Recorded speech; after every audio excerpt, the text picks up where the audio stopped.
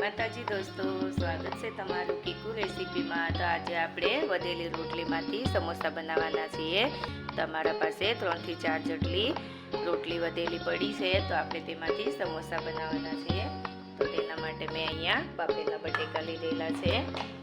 4 નંગ મેં બાફેલા બટેકા લીધેલા છે। તો હવે બાફેલા બટેકાનો આપણે ચૂંદો કરી લેવાનો છે। આવી રીતના હાથથી જ આપણે ચૂંદો કરી લઈશું।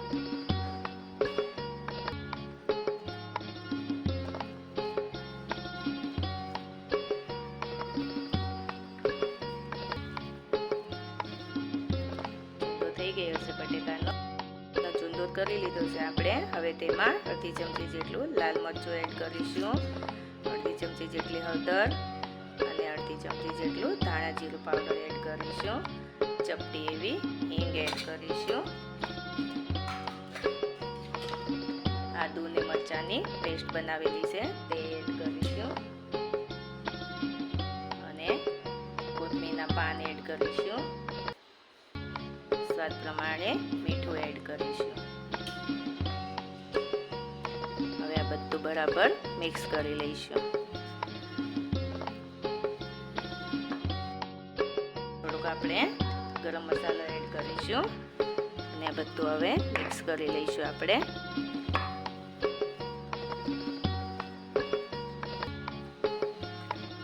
તો આપણે આ મસાલો તૈયાર થઈ ગયો છે, તમે જોઈ શકો છો એકદમ બધું મિક્સ થઈ ગયું છે। આપણે એક બાઉલમાં 2 મોટી ચમચી જેટલો મેંદો લીધેલો છે। હવે તેમાં થોડું થોડું પાણી એડ કરીને આપણે મેંદાની સ્લરી બનાવવાની છે।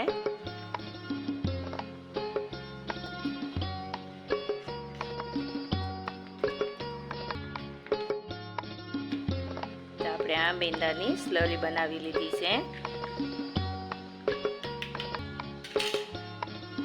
આવી રીતના આપણે એકદમ પતલી એવી સ્લરી બનાવવાની છે।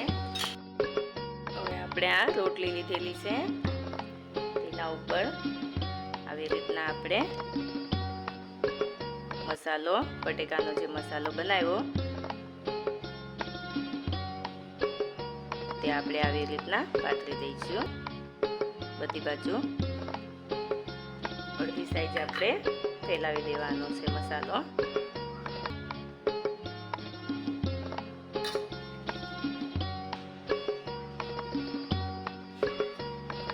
હવે આપણે આ બાજુ પણ મસાલો ફેલાવી દઈશું।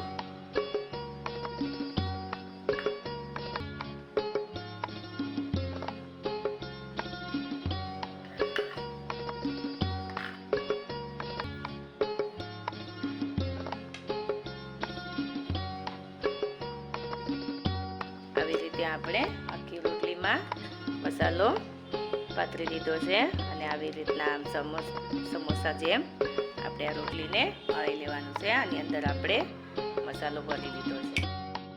હવે આપણે આ બીજી રોટલી લીધેલી છે, તે રોટલી ઉપર પણ આપણે મસાલો બધી બાજુ ફેલાવી દઈએ।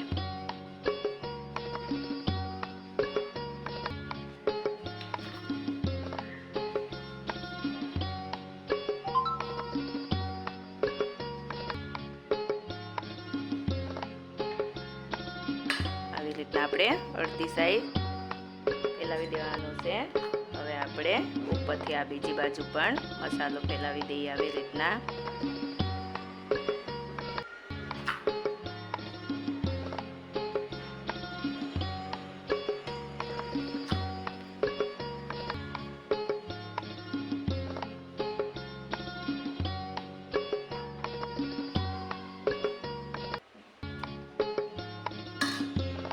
હવે આપણે તેને આમ વાળી લેવાની છે। તો આવી રીતના આપણે બધી રોટલીમાં મસાલો લગાવી દઈએ। તો આવી રીતના આપણે બધી રોટલી તૈયાર કરી લીધી છે। હવે આપણે તેને તળી લઈશું। આપણું તેલ ગરમ થઈ ગયું છે। હવે આપણે આ મેંદાની સ્લરી બનાવી છે, તેમાં આપણે આ રોટલીનું સમોસાને ડીપ કરી લેવાનું છે સ્લરીમાં અને આવી રીતના આપણે તળી લેવાનું છે।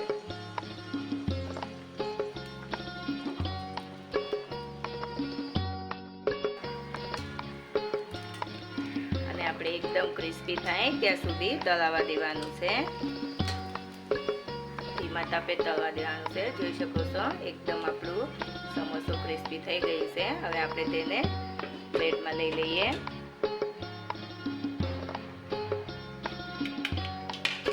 એવી જ રીતના આપણે આ બીજી રોટલીનું પણ સમોસું બનાવી લઈએ. આવી રીતના મેંદાની સ્લરીમાં ડીપ કરી લેવાનું છે અને આવી રીતના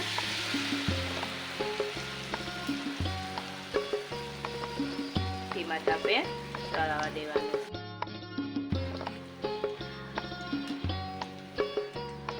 બીજા સમોસાને પણ આપણે ધીમા તાપે એકદમ ક્રિસ્પી કરી લેવાનું છે. તેનો કલર પણ બદલાઈ જશે અને એકદમ ક્રિસ્પી થઈ જશે. થોડી થોડી વારે તેને પલટાવવાનું છે. તો આપણું આ સમોસું પણ તળાઈ ગયું છે. જોઈ શકો છો તમે એકદમ ક્રિસ્પી થઈ ગયું છે અને કલર પણ બદલાઈ ગયો છે. હવે આને આપણે પ્લેટમાં લઈ લઈએ. આવી રીતના આપણે બધા સમોસા તળી લઈશું. તો તમે જોઈ શકો છો આપણા સમોસા એકદમ ક્રિસ્પી એવા બનીને તૈયાર થયા છે. એકે બાજુથી મસાલો પણ બહાર નથી નીકળ્યો. હવે આ સમોસાને આપણે પ્લેટમાં સર્વ કરી દઈએ. તો તમારા પાસે પણ આવી રીતના રોટલી વધી હોય તો આવી રીતના સમોસા બનાવી શકો છો. ખાવામાં પણ ખૂબ જ સરસ લાગે છે. અને આ સમોસાને મેં ખજૂર આંબલીની ચટણી સાથે સર્વ કર્યા છે. તો તમે પણ આવા સમોસા ઘરે બનાવજો અને મારી રેસીપીના વિડીયો તમને કેવા લાગે છે તે તમે કોમેન્ટ બોક્સમાં લખી શકો છો. અને મારી ચેનલને લાઈક કરજો, શેર કરજો અને સબસ્ક્રાઈબ જરૂરથી કરજો.